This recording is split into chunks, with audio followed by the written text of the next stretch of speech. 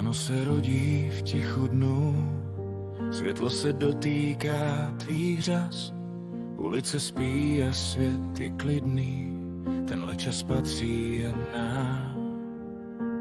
Vítr nese dávné sny, některé mizí v dálkách tmavých, ale když držím tvoji dlaň, vím, to jsem viděl v mých přáních.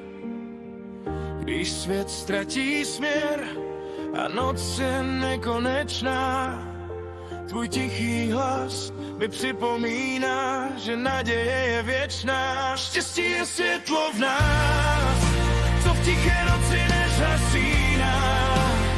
Život je píseň náš, kterou naše srdce začíná. A když se svět na chvíli zlomí a vítr obrátí směr, stačí jen vědět, že jsme spolu a všechno je zase fér.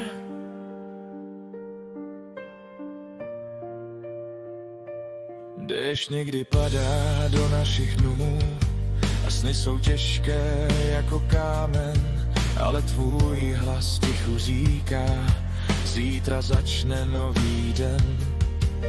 Kolikrát člověk spadne níž, než myslel, že kdy může, a přesto někde hluboko v nás pořád svítí malé slunce. Když noc zakryje svět a hvězdy plují tmou, každý krok zpět k tvému hlasu je cestou domů. Štěstí je světlo v nás, co v tiché noci nezhasíná. Život je píseň nás, kterou naše srdce začíná.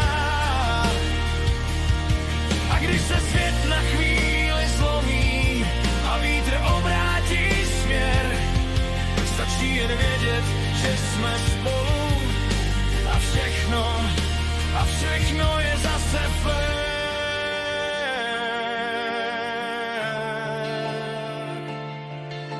Tak pojďme žít ty tiché chvíle, co čas nám dává jen jednou. Každý nádech života je zázrak ukrytý v nás.